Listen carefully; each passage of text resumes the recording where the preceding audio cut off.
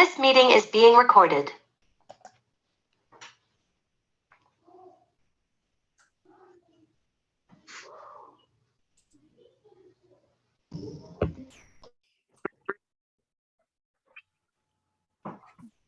And sometimes the participants are doubled up, so husbands and wives may be sitting at the same computer. I don't know how they do that, but they do.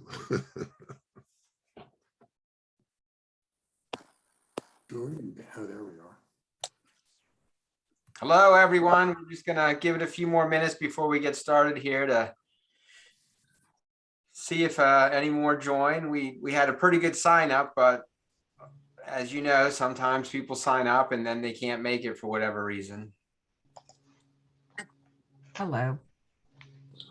Hello. How is he? Good evening. Hello, welcome everyone. We're just going to wait a little bit longer. Hi, Bonnie.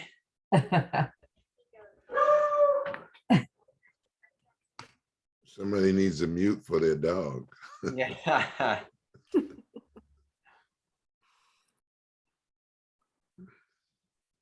Jay and Bev, it's good to see you. Yep, good to be here. Some things happened since our last meeting Oh my, yeah. in the for world. Yep. Well, we'll give it another minute and then we'll get started. And if people come a little bit later, they can just join and jump in. But we do want to be sensitive to everybody's time. Thank you for participating tonight. We're really excited about the presentation that Reverend Bailey is going to help moderate a panel discussion on medicine in the Black body. He will introduce some of the panel participants in a second, but I think many of you look familiar, but there might be a few new folks here, just to give you a little bit of a background on who's kind of behind this and working at this. My name is Dwight Yoder. I'm a partner at Gibble, Crable & Hess, which is a law firm here in Lancaster. And Reverend Bailey and I, we were just talking about this beforehand. We, about 3 years ago, started on a journey of presenting seminars on the history of slavery and discrimination, with the hope of helping folks learn about our history to better understand what's going on today. So I've learned a lot myself. It's been a powerful journey for me as a white person to learn a lot about our history that I never learned, even though I went to college and have a master's degree and went to law school. It's just kind of shocking, frankly, the little I knew about our history. And the friendship with Reverend Bailey has been just really, really meaningful for me. I've learned a lot from him, and I appreciate his wisdom and his guidance and his insight. So that's who I am. We're still working at this. And I don't know if Dr. Brown is on tonight, but she has also helped. She is, I think, a member of your flock, right, Reverend Bailey? Right, right. And she is I think a assistant superintendent or principal in the York School District, and has been instrumental. So Bonnie, do you want to introduce yourself? Sure.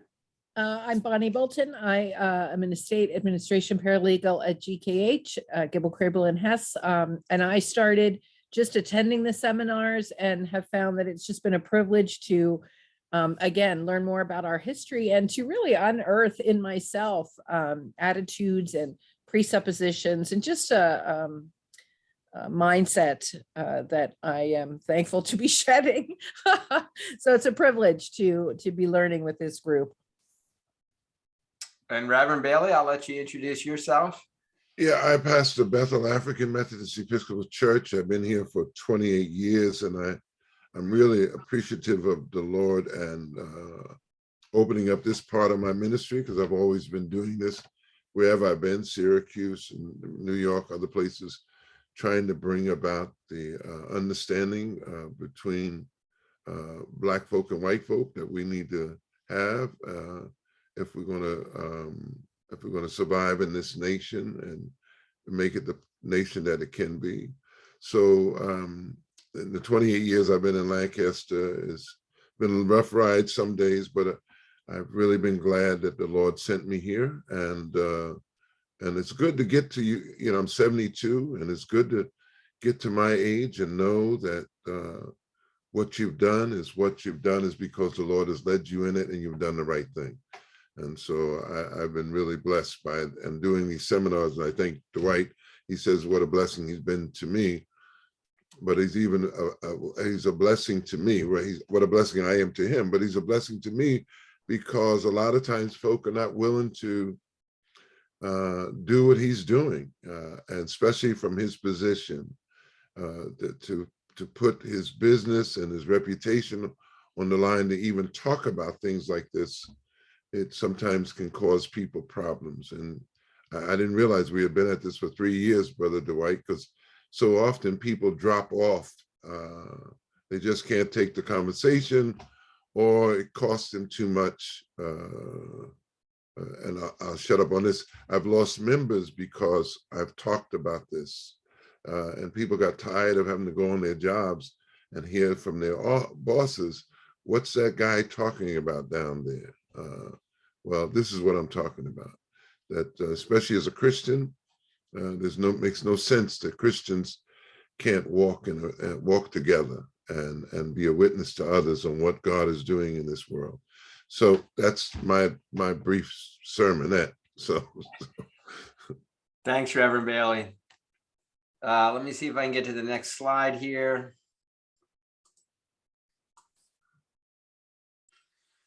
So I touched a little bit on this, but one of the things and one of the purposes that we feel is really important in these seminars is to go back and get it. And Reverend Bailey had this quote from Sankofa that I think really captures what this is about, which is, until we understand our history and understand the decisions that were made in the past, the laws that were passed, the actions that were taken, it's very hard to understand what's happening today. And it's even harder to try and address the challenges that we have. And I've seen so many well-intentioned white people that want to do the right thing, but frankly are just completely clueless about the history of our country. And it sometimes causes more problems than it helps. And so I've always believed that if we can give people more knowledge and more information, that they can use that to better understand and process what's occurring today and see the connections and the link. And then many of you have listened to some of the podcasts that we've put out, and I think about, you know, the discussion, how the professor at Penn was measuring skull sizes to try and prove that somehow Blacks were inferior to whites and had less intelligence. And that's our history. And if you don't understand that that is what the scientific community was attempting to do in the past to justify discrimination, you may not get why there's such great disparity today in the healthcare field. So that's the point of this. I don't know, Reverend Bailey or Bonnie, if you want to add anything to this. well, I think you hit it right on the head. And explains one of the reasons why we need to do a session like this is because people miss why the African-American community is so suspicious of the medical field and medical doctors. And we have a history, and that hasn't always been a kind history with the medical field. So it's good to talk about that, so people, when you hear things, you can understand why. For example, we did one session on, or we ended up talking about people getting IDs, and people could understand why some communities find it very offensive that all of a sudden, we've been in America all these years, now we have to have IDs in order to vote. And it was hard for some people to understand, why would you have a problem with that? But there's a history here in the country, and that, and if you haven't been a part of the oppression and a part of the system, then you don't understand it. And you're sitting there saying, well, I don't know why they feel that way. Well, it's not, people aren't crazy. Things have happened, and people are responding because of what's happened. And it may not have happened to everybody, but those that it happened to will respond differently. And so that's what we've been trying to talk about during these sessions. Thanks, Reverend Bailey. Bonnie, anything you want to add? Just that, it's very much that we need to understand what happened in the past. As you said, we just can't move forward unless we have a full understanding of what happened in the past, and just understanding our own, as I said, assumptions and maybe things we weren't aware that were operating underneath our consciousness. But once we begin to educate ourselves and to deal with that, then we can maybe make some difference, make things happen that, and to share with friends and family and others that we encounter, so that it becomes something that more people are aware of, rather than operating underneath this continual, stream of consciousness. And I think one last thing I would say on that is to also, we haven't only looked at the negative things that people have done to folk, we've also looked at what those folk have done to counter the negative approaches that others have had. So I don't want people to think that, that somehow there has not been a move by people who've been oppressed to do things that they needed to do, open up their own hospitals, do their own, open up their own businesses and things like that, doing things for themselves, and which sometimes has caused a problem in America when people who are oppressed begin doing things for themselves. And for example, if you look around in most of the cities, there's been what's called the government's bulldozer, which bulldozed many of the Black businesses that were in those communities. And when people say, why aren't there any Black businesses? Well, the government and the community planned and tore them down. But there were people who were working and owning their own business and doing things to counter the effects of whatever racism and oppression was going on. So we want to also look at that. We don't want to think people just stood by and allowed themselves to be smacked up to the head like Chris Rock did last night and do nothing.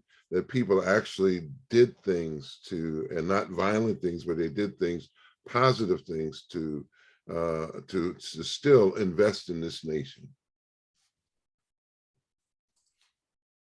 All right, and just a quick reminder that we're going to have a small group session scheduled for April 27th. We will try and get out some resources that participants will have to either listen to or read or watch, depending on what that is, so that we can have a common source of information that we've looked at in advance, and then we will break out in small groups. So put that on your calendar. I also want to just let you know that we do have the rest of the seminars for the year planned. May 25th is going to be on Love is the Imperative, Faith in the Black Church. And then on June 29th, we'll have a small group on that. And we'll send this out on the email list as well. And then September 14th is Discrimination in Housing and Zoning. And we'll have a small group on that session, October 19th.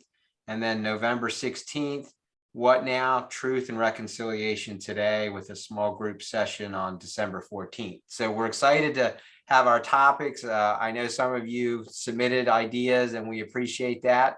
So I think we're set for the year. And I'm going to turn this over to Reverend Bailey now to introduce our panel for tonight. Thank you, Dwight. I also need to let you know we have somebody all the way from California who's in on our session tonight, Sister Rivera, and so glad to see all the rest of you are here tonight. We're going to do a little bit differently than we had thought in the beginning. What I would like to do is introduce you to Dr. Cherise Hamblin, who went to school here in Lancaster at F&M College, went away and got her doctorate degree and everything else, and was willing to come back to this country, to this community, and work within the community. And she's been doing a marvelous job with the thing that with the organization that she's working with. And she will talk a little bit about that. And then what she will do is give us a presentation, a film that shows what she does and what her group does. And then we will introduce the doctors who are here. I think Dr. Bett, who is a kidney doctor, is here tonight. And and then I think I saw Livingston, Dr. Livingston. And is there another doctor? Well, they will introduce themselves right after Dr. Hamblin gives a short presentation. And then at the end, we will ask you to give questions. So please write down a question, act like you're in class tonight, and put a question down so we can have some discussion at the end. All right, Dr. Hamblin. All right, I'm going to stop sharing.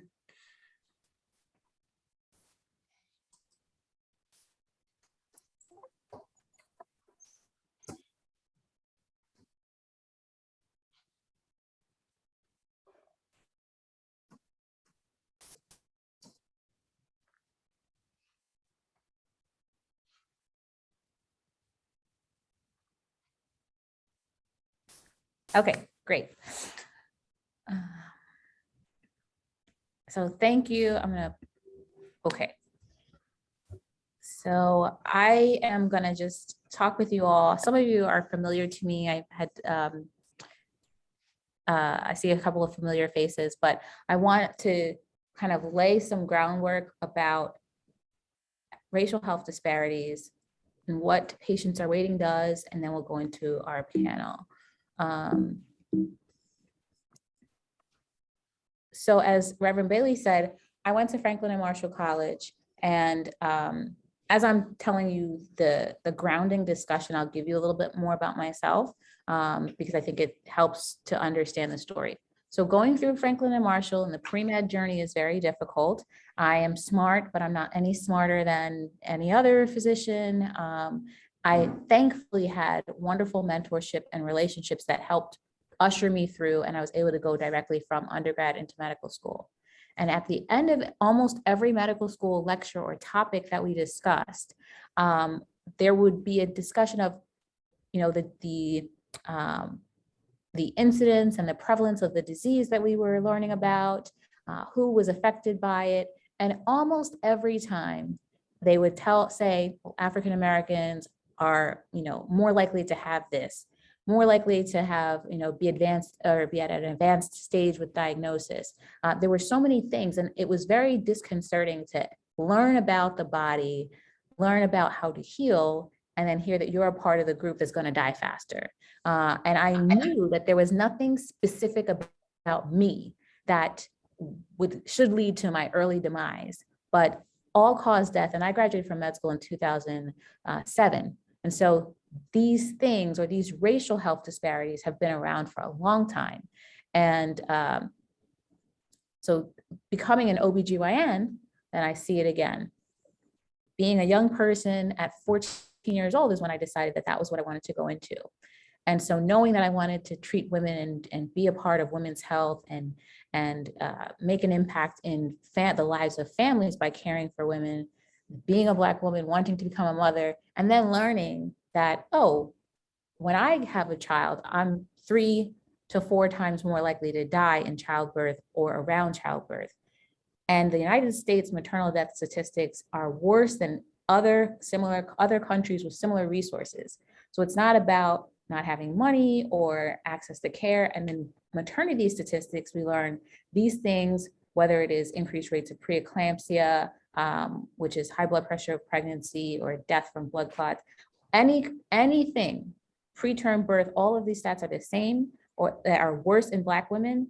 And you also learn that your socioeconomic status doesn't protect you. Your money doesn't protect you, your insurance status. In the recent years, you've seen things with Serena Williams having a blood clot and not being heard when she complained of symptoms that were very obvious to her because she had a complex medical history. And so we see time and time again, and then the COVID pandemic on top of it as well. So something that we understand in medicine is that our interaction with patients as physicians and care providers, it's only accounts for about 20% of the outcome. The other things, the social determinants of health are major factors. So a patient's economic stability, the neighborhoods that they live in, the physical environment of their home, their education level, the food that they have access to,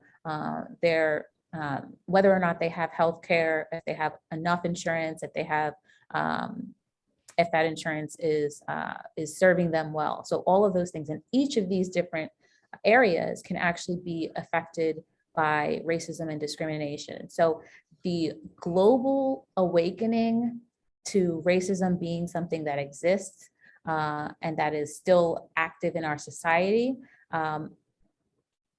we're understanding it in medicine that it does impact our patient care and impacts our patient outcomes, and likely more than any one-on-one interaction with a physician can undo.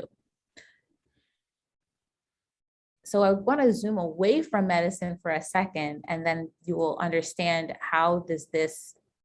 you will understand the work of patients are rating. And so there was a study done at Northwestern, Harvard, and Institute of Social Research in Norway that compiled data from every study that they could find on employment discrimination or hiring discrimination from 1989 through 2015.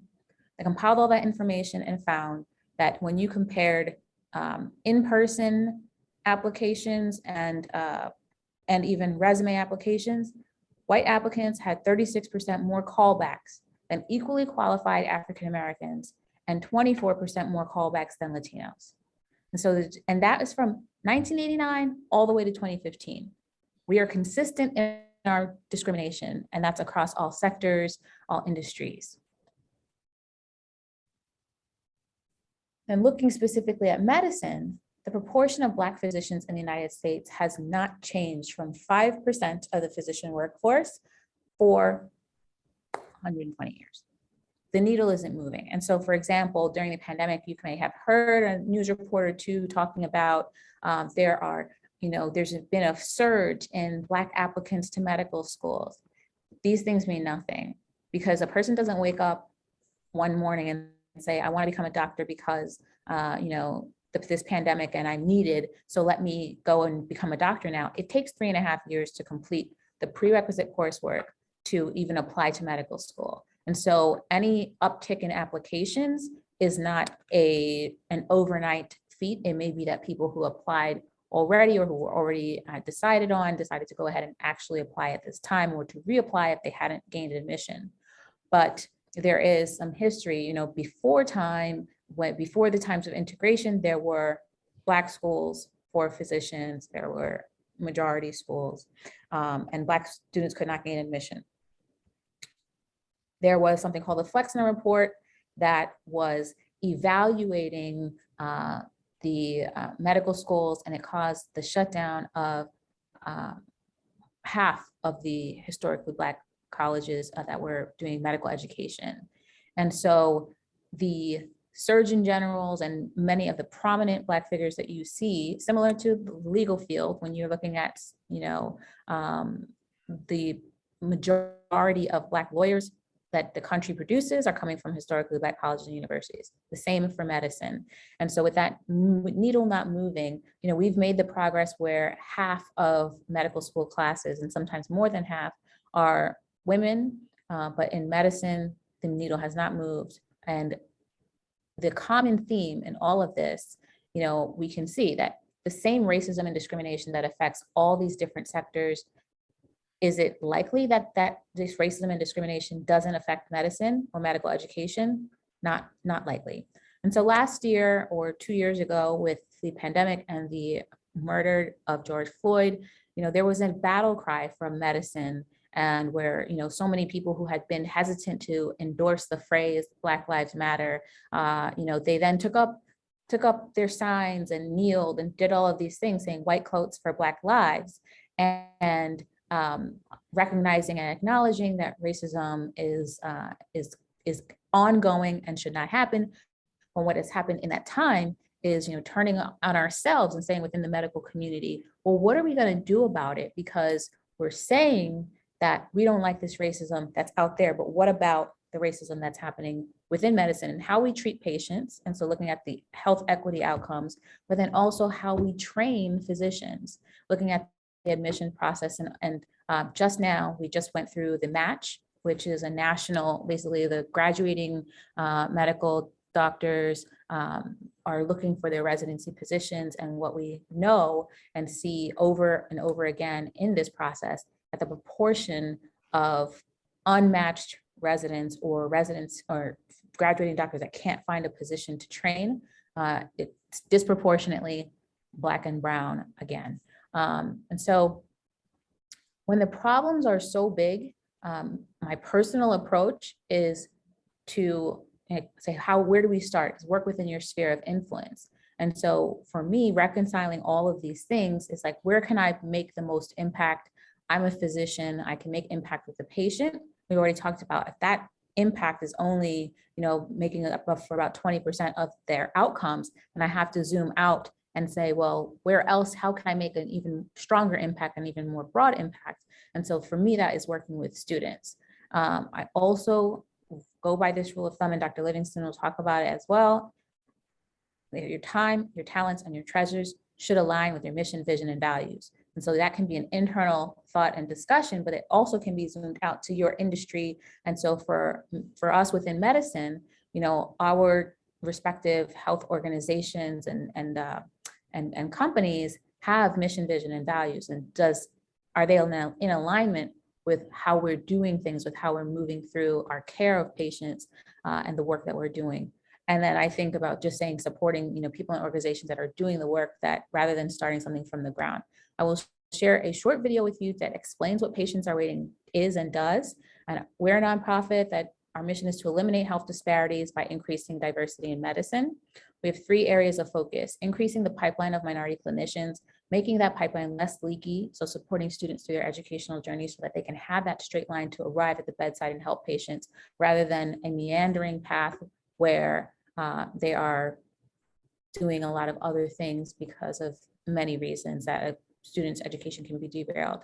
And then supporting minority clinicians in practice, because again, representation matters, having mentorship is really important, but if the people who have arrived to medicine are taxed over and over again to not only care for their patients and do all of the usual and customary things that you do as a physician, but you also then are doing lots of mentoring, and you're also speaking on panels, and you're also doing many wonderful things, it can lead to burnout. And so it's really important to us to stay in the ranks of medicine and to help each other do that by supporting and creating a sense of community. So I'll play this short video and then we can jump into our panel discussion.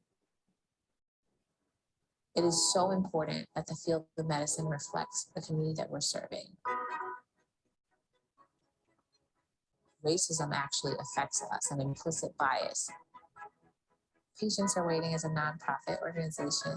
Our mission is to eliminate health disparities by increasing diversity in medicine. So Patients Are Waiting is excited to celebrate its 5th Diversity in Medicine Conference in September of 2021. We will be virtual and live. Our annual conference is a great time for students to connect across the country with other students who are going through this pre-medical journey. Each year, we offer this conference for folks to hear from admissions officers at some of their dream schools. Where you learn a lot about how to become a physician, you meet physicians, you engage in conversations regarding health disparities.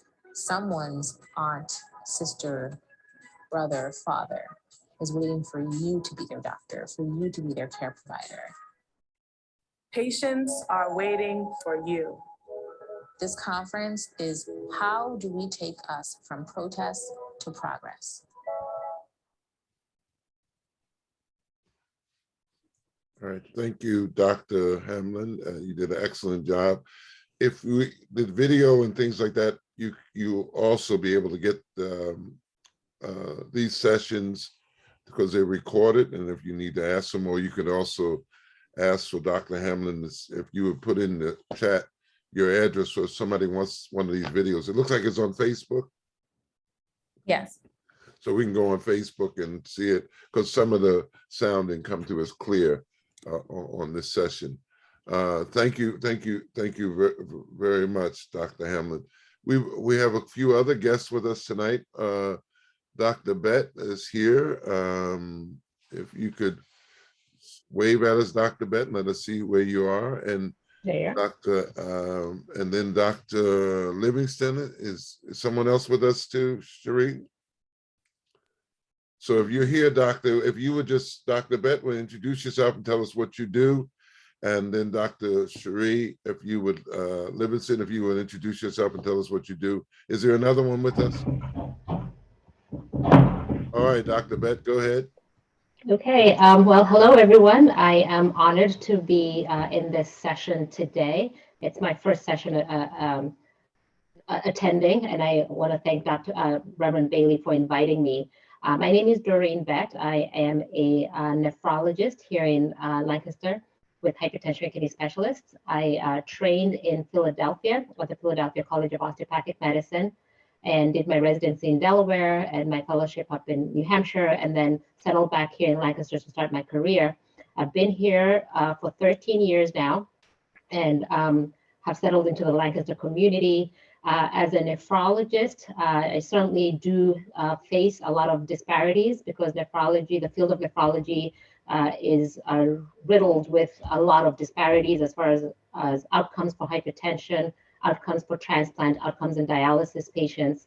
And I am also honored to meet Dr. Hamblin here. We haven't officially met, and thank you for that presentation as well. And you do a great job in this community and your work has been seen. So thank you. Could you talk a little bit more about the disparities that you mentioned, Dr. Bett? Absolutely. So in nephrology, our main focus of patients that we take care of are our dialysis population. And unfortunately, end-stage kidney disease, which leads to patients needing dialysis, unfairly, I would say, affects African Americans and the Black population. Mostly in part because the most common cause of end-stage kidney disease is often diabetes and high blood pressure. And as Dr. Hamblin mentioned, or Reverend Bailey mentioned, that when you have difficulties with access to care for diabetes and high blood pressure, that when those things are uncontrolled, it leads to end-stage kidney disease at a much earlier age in African Americans than it does in our white counterparts. There are also disparities regarding access to transplant. We do know that historically that Black patients have not routinely been referred to transplant as often as their white counterparts, and also not considered for transplant as often as their white counterparts. There are some disparities there. There is an organization called UNOS, which is United Nations, I think, organ sharing. They have a formula of how they determine who's up next for a transplant, because the transplant list is very long. And some of the points that they give patients are very subjective, and we find that that tends to kind of work in favor of white patients and tend to have Black patients not really get to the top of the list. In addition to that, we have different types of modalities for dialysis, which range from home dialysis to what we know people go into dialysis to get treatment in an in-center. We as physicians know that patients do better if they're able to do their own dialysis at home. And we also find that there are differences in the referral rate to home treatments as opposed to just the usual dialysis that is often offered to everyone else. So there are definitely a lot of disparities. The nephrology field, I think over the last year, has had a reflection on how they deliver care to minorities, including how we stage kidney disease and how we calculate a patient's kidney function. So there's definitely some changes recently, but certainly a lot needs to be done. Thank you. And just a personal note to Dr. Bett, I went to Dr. Bett because the person I was going with wanted to put me on dialysis almost 10 years ago. And I went to Dr. Bett, and she told me some differences that I have because I'm African American, because of my size. And so thanks God for Dr. Bett, I've been able to stay off of dialysis for the last 10 years. But then I told, when I was in rehab last year, I told a white doctor what Dr. Bett told me about being African American, that there was a difference. And she told me it was a myth. So thank God I didn't go to her but I went to Dr. Bett. That's just a personal note. That's why Dr. Bett's here tonight. Dr. Livingston, you want to share with us who you are and anything else the Lord puts on your mind? Yeah, sure. Thanks for having me. I am among such beautiful people here. I can see the spread of faces and I really like it. So thanks for having me. I'm Dr. Cherise Livingston. I'm the OBGYN department chair here at UPMC Lidditz. And I was born and raised in Harrisburg, Pennsylvania, in the projects of Harrisburg, single mom. I think the sun rises and sets on her. So if I refer to her tonight, please, give me that space. And I did I grew up Catholic, and I actually, not many people know this, but I wanted to be a nun. And I went very far into that process, right?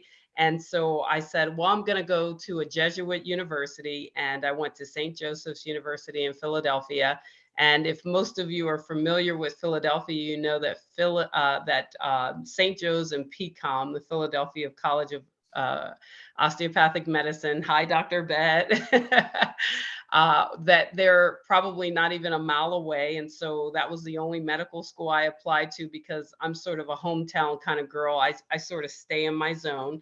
And I went to med school at PCOM and then did my OBGYN residency at Penn State Hershey because, like I said, I'm a mama's girl. And when I was in Philly, I was like, ooh, I'm way too far from my mom. And so I did my training at Hershey and then fell in love with my husband, who he and I grew up together. We were kids together, living in the same neighborhood in Harrisburg.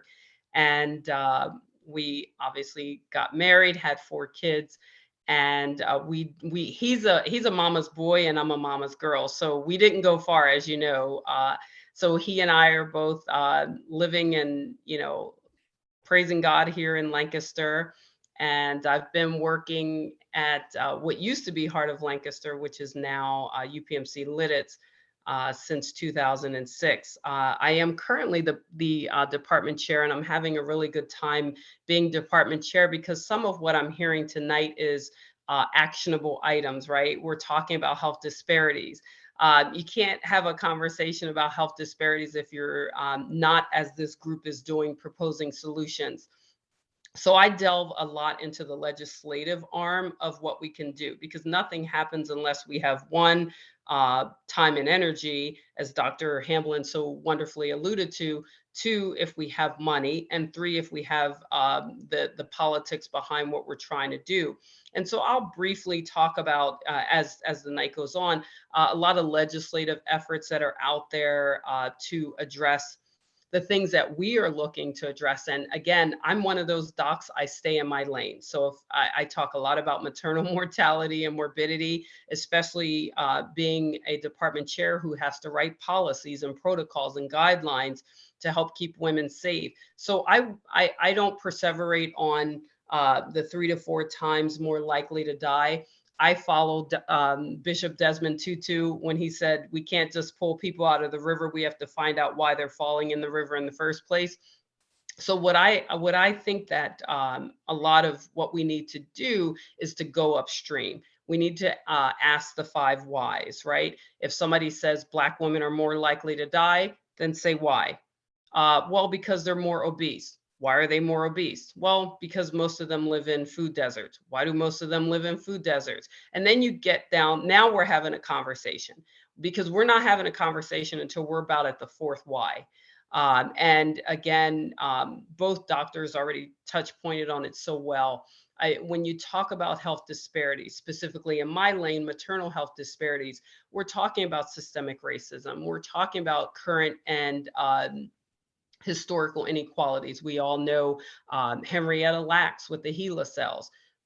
This thing is real. It is real. Our folks are not making this up when they say they have distrust, when they say they're afraid to have surgery because they don't know if they're going to wake up. I don't laugh at them. That's a real issue. There are concerns that we are all, this group and hopefully 10 other people that you touch first thing tomorrow morning, having a conversation about how we can deal with trust. That's the T I like. We have to build trust so that people feel comfortable listening to us. So systemic racism, social determinants of health, current and historical inequalities, and then, you know, delving into those. That's what Desmond Tutu was talking about when he said we need to go upstream. We're not having a conversation until we're dealing with those issues. So I'm happy to be here tonight and to really delve into those issues. Dr. Hamblin, you mentioned something in your presentation about the number of Black doctors there were when they were Black colleges and Black schools were teaching them. Can you talk a little bit more about that, and then we'll open it up for further discussion? Can you talk about the lack of Black doctors because the Black colleges are no longer able to train the Black doctors? Yeah, so, you know, the historically Black colleges and university, HBCUs, right, they exist, and they exist because there was a time when Black people who wanted further education were not being admitted into schools. You know, there's lots of things about it, and even after schools were integrated and Brown versus Board of Education, there were still things that were keeping Black people out of higher education and out of some fields. So now, if you look at, well, whose job is it to prepare the physician workforce for the country? It's the job of medical schools. That's the only place where it happens. And so if what we need at the end is a physician workforce that reflects the community that of people who are in the United States that are all potential patients, right? Because there's actual studies that show that pediatric patients, Black pediatric patients survive better with Black physicians. There's data out there about following primary care recommendations by Black men being more when they are receiving those recommendations from Black physicians, that there's more time spent in the room with the patient for racially congruent matching. Now, do you say that Black people should only be cared for by Black doctors? No. What is the thing that is removed? You're removing the effects of racism in the interaction, and you may be establishing some trust. And so there's a lot of care and concern that's needed. And part of the solution is with more Black doctors. And so that cannot be accomplished only by the 4 HBCU medical schools. Like, that work has to be spread across 120 schools. And so if you have schools that are training 170 doctors per year, and 10% of their class is Black or less than that. I mean, there's schools that just literally, I talk to students that there's a few of them in their class, and then there's issues within the schools themselves. So I hope that answers your question. Yeah, it does. And I like Dr. Anderson about the whys, the 5 whys. You gave a couple of whys. What are some other whys? Because that's where I am at. I don't want to just share information. I want to give the whys so we can come to a solution. I believe that God has called us to come up with answers, especially if we're Christians. Our job is to find answers to things. So can you express this to Dr. Anderson, a few more whys that we may need to think about if we're going to talk about Black bodies and Black medicine? The Institute of Medicine put out an excellent summary about what they called explanations for health disparities. So I always will talk about the 5 bullet points with the whys, right? The 5 whys, which we just said: social determinants of health, implicit bias, current historical inequalities, and systemic racism. But then we have to dig a little deeper, right? And we talk about material biological, those are reasons. So like, for example, when we talk about material explanations for health disparities, we're talking about health services access and education and socioeconomic status. So where people live, where they work, what's their air quality, what food do they eat, shelter and pollution. Those are examples of material explanations for health disparities. Because let me back up a little bit. If you walk away with anything tonight, which I assume I'm amongst very intelligent folks tonight, I'm quite sure you're going to walk away with much. But the main things to walk away with are the difference between equality or inequality and inequity. So inequality is something pretty like straightforward. The medical health of a 20-year-old is obviously going to be different than the medical health of a 60-year-old. That's a health inequality. There isn't much that we can do about that.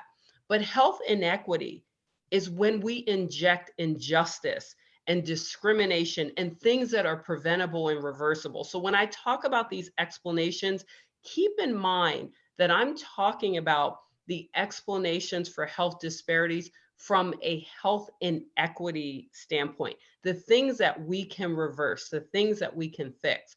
So material is one of them. We just talked about it, where I said, air quality, food and shelter. Biological, well, not much that we can do about biological. Genetic, what factors are just carried down. If your parents have cystic fibrosis, then guess what? You have a 1 in 4 chance of getting the full gene yourself. Not much that we can do about that. Anatomical and physiological. So again, these are tucked under biological. But then you have 2 others. So there are 4 explanations that the Institute of Medicine talked about in general: material, biological, and now behavioral and psychosocial. So behavioral is like, what's your diet? Do you eat fried foods, or are you like me and my 4 children? My husband, he's a carnivore. Again, we don't talk about that, but we're vegetarian. We don't believe in consuming meat in our home. And so, like, what's your diet? Do you have substance use? I don't like to use substance abuse. I like to use substance use, because most people who are relying on substances are doing so to address another need. So substance use. What's your occupation? Do you have an occupational hazard? Do you avoid cancer screening? And what's your leisure activity? So those are behavioral. And then number 4, Reverend, is psychosocial. So again, this is the deep one. Discrimination and social exclusion. Those matter. Arlene Geronimus did an excellent study years ago where she looked at the chromosomal death of people who were exposed to racism and discrimination. There is a biological tax that Black people are paying for racism. There's a reason that we have a shorter lifespan, specifically our Black men, than white men. And that's because of many things, but let's not leave out the explanation of psychosocial, which is a tax that we pay for racism. So again, just to quickly summarize so we can move on, the 5 reasons that I described, which were implicit bias, current and historical inequality, the social determinants of health, obviously, and the systemic racism. And then keep in mind the 4 big explanations that the Institute of Medicine talks about: behavioral, psychosocial, material, and biological. Dr. Bett, can you answer some of the, what are some of the whys that you have to answer in order to address this situation that we're talking about tonight?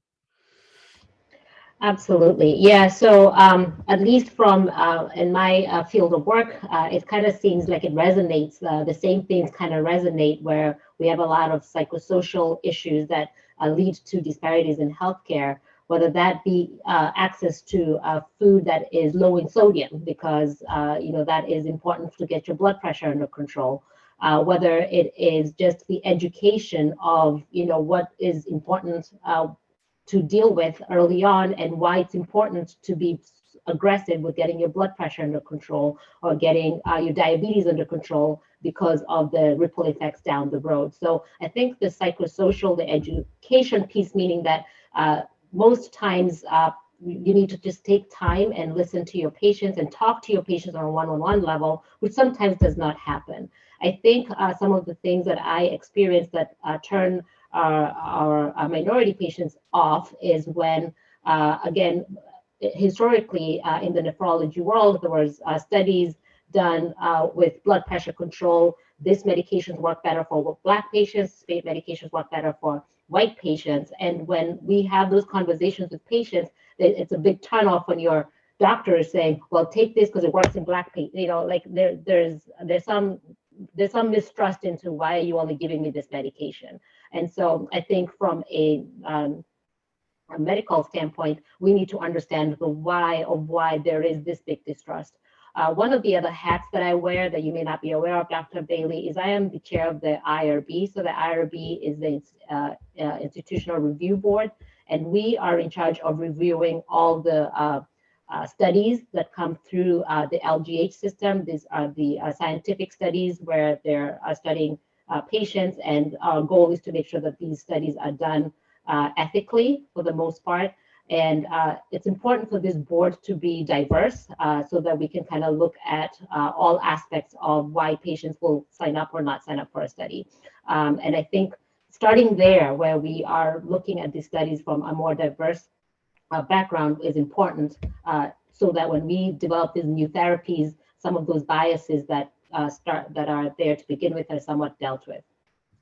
The last question I'll ask you before we open up to the audience is, do you find that there is an absence of the Black male in the medical profession? That there, because what I've experienced is most of the doctors I've talked to, Black doctors, have been female. Is there an absence, and can you, either one of you, speak to that, or all of you speak to that and say what you think that, what is the why there for that? So if 5% of physicians are Black in our younger generations, I mean, and so if we really think about, yes, there is an absence of the Black male. There are some that are out there. The numbers for Black women in higher education are it's much higher than Black men. And let's just think about why that is. You know, who's public enemy number one? Black men. So the same racism that you see in society, you're going to see it play out in medical education. Because again, our biases and the way that you kind of are responding to someone. So even if you make it through all of the filters and you end up at the finish line, now you're in medical school, when you get to third and fourth year, that is very subjective. You know, again, public enemy number one, you're a Black man. So when you have the experiences that you may have in the wards, or who you're mistaken for when you're rounding, or when you're in the cafeteria, you know, all of these things are going to affect people's persistence in medicine. Now, if you know, when you get that far, you're going to stay, but perhaps I think that for our organization, at least for Patients Are Waiting, we're moms. And so I know other moms, that's kind of, it's not that there are not Black men. We do have Black men who are local mentors and participate with our organization. But I think overall, there is somewhat of a mismatch. And I think that the reasons that you see that mismatch are the greater societal problems that I'm seeing them play out in medical education. Either one of the other two doctors? Okay. Well, I'm just glad to have such bright friends that I could bring them to this session. You've done a wonderful job. And maybe I see some folk writing in the chat room. Brother Richard Kinders wrote a couple of questions. Brother Kinder, you want to share your question now? At least one of them? Well, it got away from me, Reverend, and so I was writing some more. My concern is there is a history of the past, and how bad was it in the past? And then secondly, have we really made improvement? The three physicians here are very impressive and is very encouraging by their comments, but also I feel there's a significant shortfall that still continues. Maybe you can comment on the past and whether in some measurable we're making improvement? So I will take this one. No, we haven't made any improvements. Let's just, if we think about it, there's been medical advancements, but to have a subsection of society not take part in those advancements, that makes no sense. In my opinion, when there were separate hospitals, there were certain things that were outside of your reach if you were African American, but you also had a lot of medical advancements that were happening. We did a whole entire series on Black history in medicine, the contributions of Black physicians and Black people in medicine throughout. Cataract surgery, Black female physician who made the laser phaco probe that still cures cataracts, today.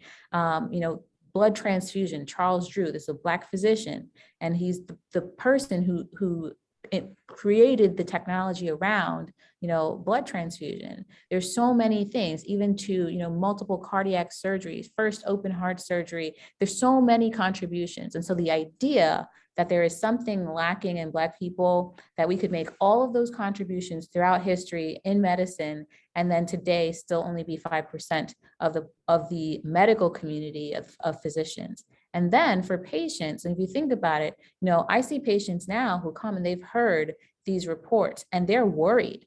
And they say, well, how do I choose a doctor to care for me that is going to believe me about my pain and that isn't going to, to mistreat me?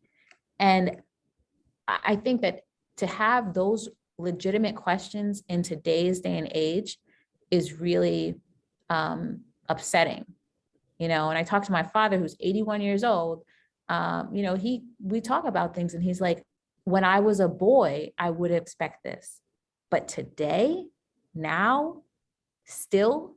And so I think we have a long way to go, and to me, the gains that can be made are in the accountability. So if medicine overall is saying, yes, we recognize that racism exists, we recognize that we have implicit bias, we need to fix these things, then we have to have specific action to say, we understand that Black patients are doing worse. What can we do specifically for Black patients to address this and make their outcomes better?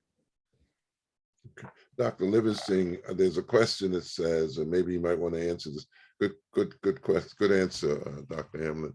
The question, does the fact of 1 out of 3 young men spending time in prison that are Black have something to do with the lack of Black prison physicians? Would you address that? Yeah, absolutely it does. And again, just to reference Bishop Tutu, you got to find out why they're in prison, right? It's not enough to just say 72% of Black families are being raised by single mothers, and that's single-handedly because of the absence of Black men. And so then again, my 4 kids know what are the 5 whys. Why are so many in prison? Well, there's a pipeline to prison. What's the pipeline to prison look like? So again, they're not in the medical schools because they are pipelined in a different direction. And that's why organizations like ours, Patients Are Waiting, is designed to pipeline into the direction of necessity, because in order to improve outcomes generally, we have to have more people who look, sound, and have similar lived experiences as us. So yes, I mean, that I like the question. I think it's a very poignant question with a very easy answer. Pardon my quickness and hastiness to get to the answer, because it is, they're not in one place because they're in another, but we got to fill in the gaps as to why they are in another, and not just identify it, but work to reverse why they're there. Destroy the pipeline to prison. And I think we need to also address the fact that many of them that are in prison attract to prison. It's not something that is not because we're worse than anybody else. There's a study that says 13% of all people commit crime, yet the African American is the major population in the prison, which doesn't make sense. Mother Martin, you have a question?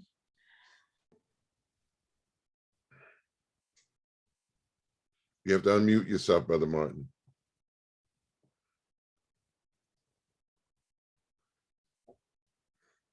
We still can't hear you, Brother Martin.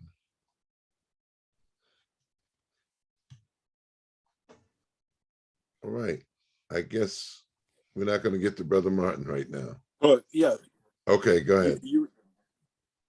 Okay, okay. No, I did not have a question. I was just stretching.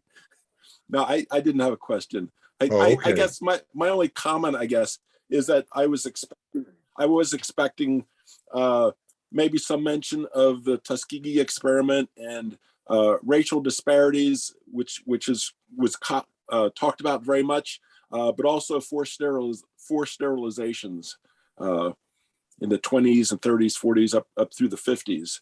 Forced sterilizations up to last year. Maybe come to last year. Yeah. So Mr. Martin, you bring a great point. So lots of times when we talk about health disparities, we go all the way back to Tuskegee. And quite frankly, we don't have to go all the way back to Tuskegee. Let's go right now to the pandemic. Deaths in Lancaster County for Black people are 10 years younger than for other groups. When vaccination was rolled out, there was all of these discussions. Dr. Livingston and we had been asked time and time again, saying, there's a study that says that Black people are going to be hesitant to get the vaccine. Can you come on and talk about that? How about let's talk about, let's give the information about the vaccine. Let's try to share, what are the criteria so that people know if they're eligible or not. And so there was a little bit of what I felt was we're laying the framework to blame people for their own demise. Right. Because when we're talking about access to vaccination, you need to be able to get on the internet. You need to be able to get from downtown to Park City. You needed to be there from 9 to 3 in order to get a vaccine. Then even if we say age, if you're dying younger, the demographics of the over 65 age group are more heavily weighted white. So if we start looking at then even what was category 1A, obesity was one, smoking, having diabetes, there were several things that were like, okay, well, lots of people should be in this category. But even when we had vaccine events in Black communities, where you don't see a white person before 9 a.m. and definitely not after 6 p.m., they were at the door, ready to get, that vaccination. If we had 100 vaccine doses and the vaccine pop-up clinic was going to start at 3 p.m., there were at least 2 white people there at 2:45 to say, are there any extra doses? All of that. And so we have to understand that if we're looking at tools or things that are disproportionately affecting, by the time that we had vaccine, we knew that COVID was disproportionately affecting the Black community, then our interventions or our work should then have been disproportionately focused on the people most affected. Right. But it wasn't. It was, how can we serve the most people as possible? And then maybe we'll get there, and then maybe we'll be able to, and Black people don't want the vaccine anyway. And so we don't have to go as far back as Tuskegee, and the specific to forced sterilization, during with ICE, Immigration and Customs Enforcement, right? And so in these ICE camps, there are forced sterilizations documented just in 2020. Just in 2020 in California. And so we don't have to go so far back to find the reasons for mistrust. We can see them right in the present day. And that's part of the reason why we're doing what we're doing, because Dr. Cherise, you will be able to say that even when I argued with folk that we needed to do these vaccinations in the community, and where do we do them? The same way we do our food bank, do it at the church, put up signs and let people know that we have a vaccination on a certain date in our community. It was very hesitant for people to do that. Nobody, I got a lot of pushback on that, as that people were, well, they should come out to the mall. Well, they're not going to go out to the mall. Many people didn't even know it was out to the mall. Do it where the people are, and you will attract people much easier if you do it in their community. So Dr. Hamblin has been very instrumental in doing clinics within the community, at churches, local Black churches, local Black community organizations, because that's what's needed. You go where the people are, not waiting for the people to come to you. And so that's been That's what she's done. Somebody says similarly, African Americans. Brother Donna Milton, you want to share your question? Sure. So I heard one of the speakers say earlier that when African Americans see an African American physician, they have better outcomes than when they see a white doctor. And I recently read a statistic saying that women have better surgical outcomes with female surgeons. Oh, yeah.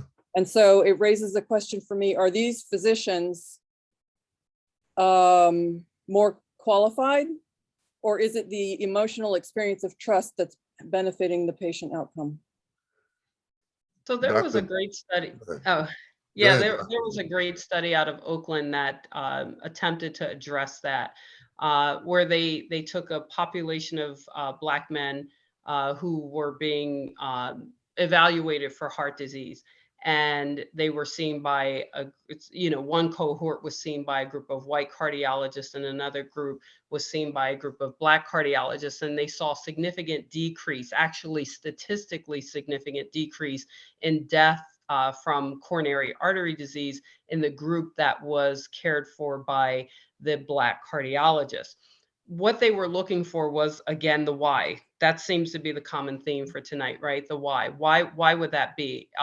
No, there was equality in experience from a surgical standpoint, training standpoint, academic standpoint. What was different was what we all know matters is what happens when you're in that office with the patient. It's the patient-provider relationship. The time that's spent, the trust that's built, the conversations that are had, the similarities, the similar lived experiences. What the one statistically significant point that was made from that Oakland study was the Black male patients were more likely to share clinical information, what they called relevant clinical information, with the Black cardiologist than with the white cardiologist. So again, it has less to do with the provider and more to do with the provider-patient relationship, because I can't help address the multiplicity of your medical conditions if I don't know certain things.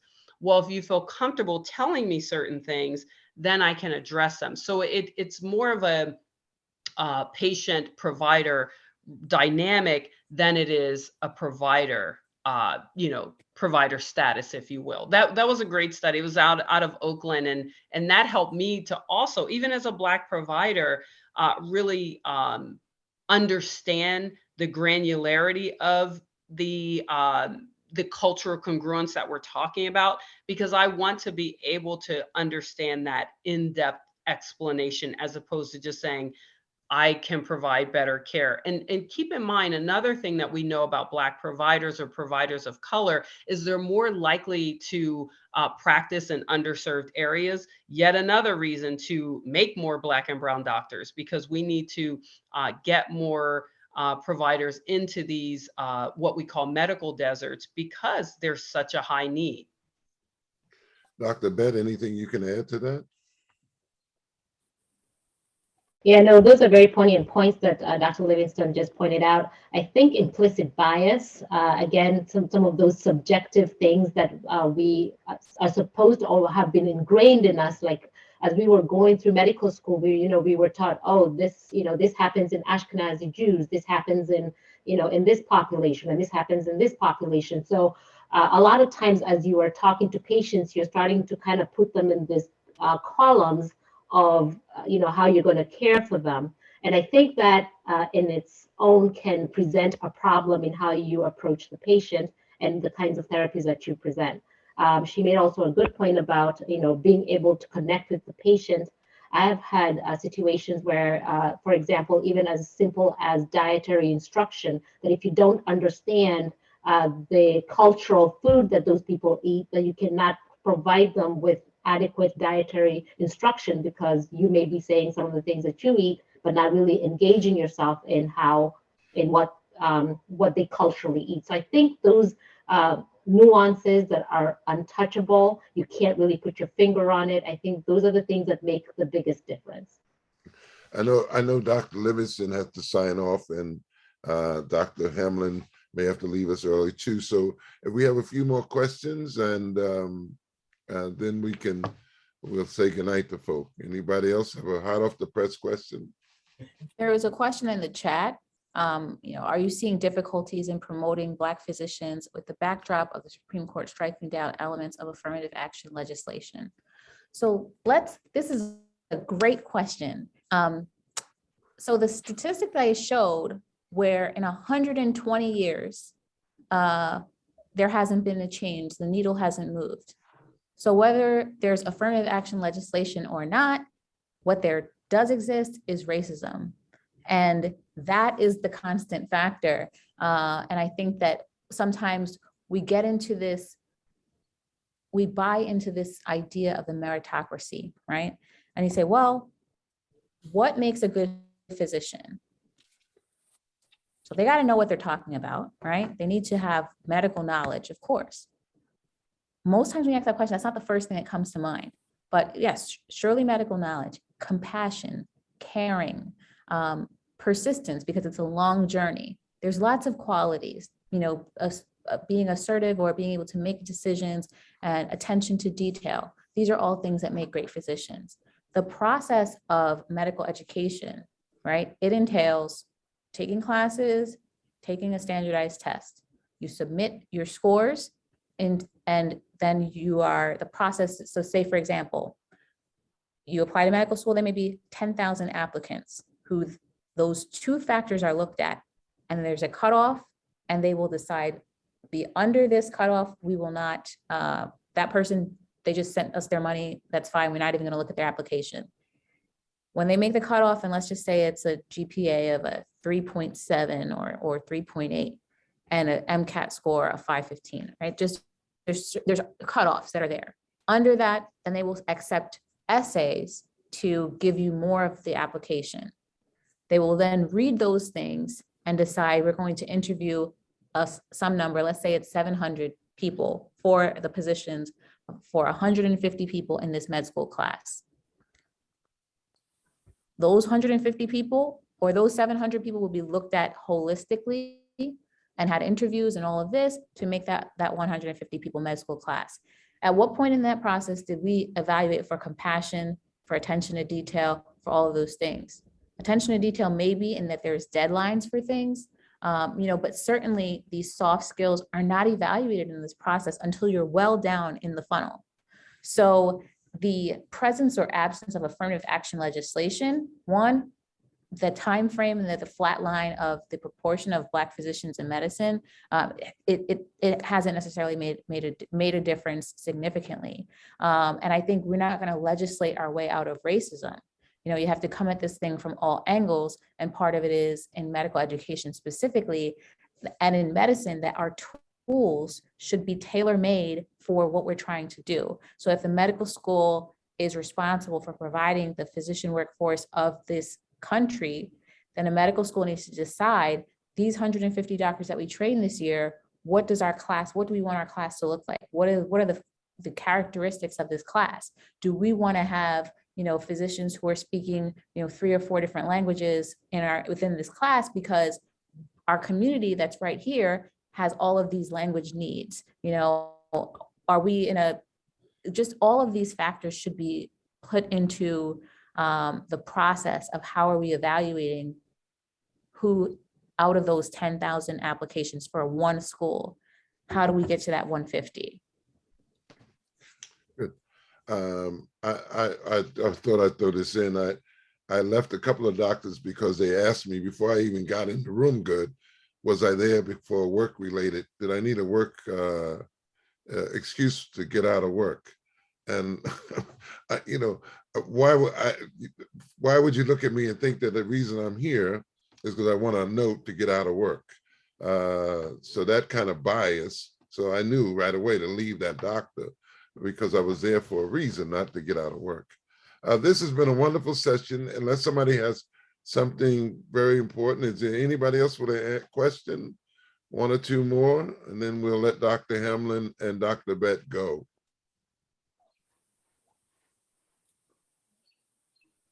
All right, it looks like everybody's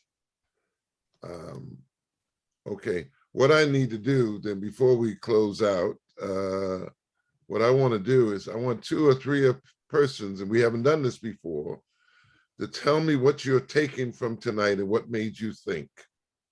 And so if nobody volunteers, I will volunteer you.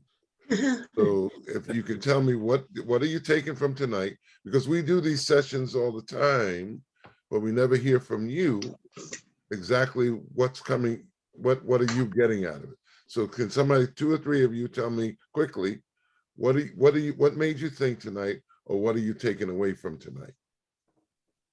Asked enough why questions. That's right. That's, yeah, the 5 whys. Okay. Yeah. Someone else?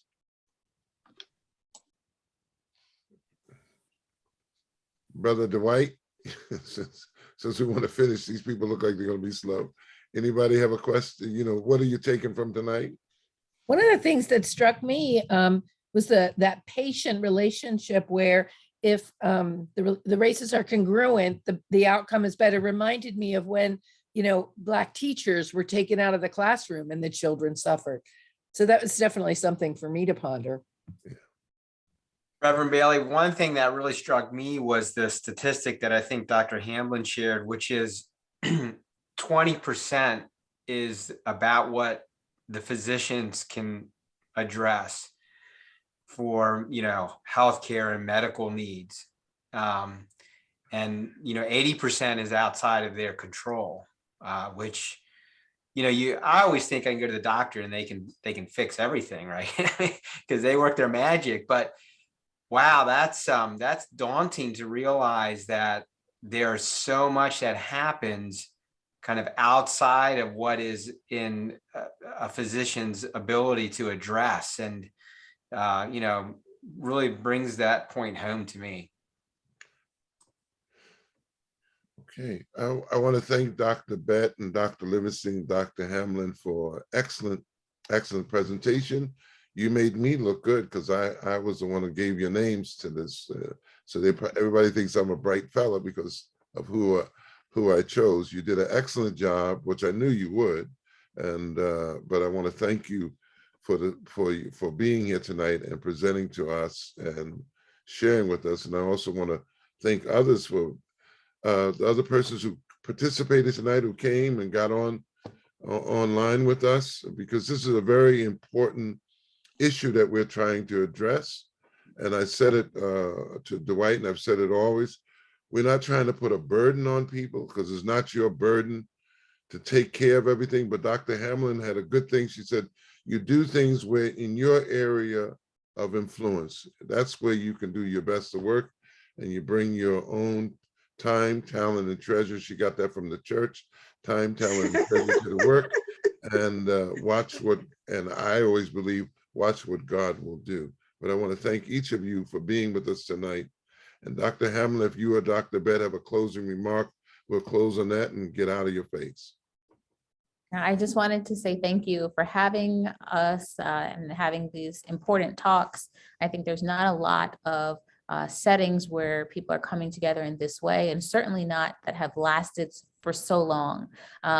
Patients are waiting. We do a lot of work with students, including our work with high school students that one of your colleagues and friends here, Greg Newslanger, has supported generously. And so right now we're in the tail end of 12 weeks with high school juniors and seniors from this community who are learning about health disparities, and they're collaborating with students from Chicago, Philadelphia, Delaware on these projects. And anyone can come to our events.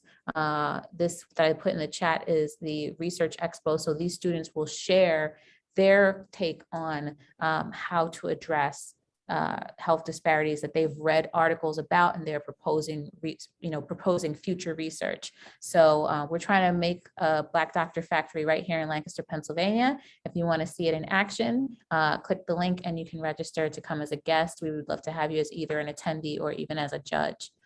So And thank you. And our website and my contact information is also there. They're nonprofit 501c3. So let your checks go that way. Dr. Bett, anything from you? Oh, she may have left. Okay. All right. Thank you. Thank you very much. Dwight, anything? No, thank you, Reverend Bailey. I thought it was an excellent discussion tonight. Thank you. Take care. Okay, Thank you. folks have a See you, blessed night. Debbie. Thank you. Thank you. Bye. Have a Thank you good very night. much. Thank you. It was good. Welcome. Don't forget Dr. Hamlin's address there. Get that quickly. All right. See y'all. Bye, Debbie. Bye. I'll call you.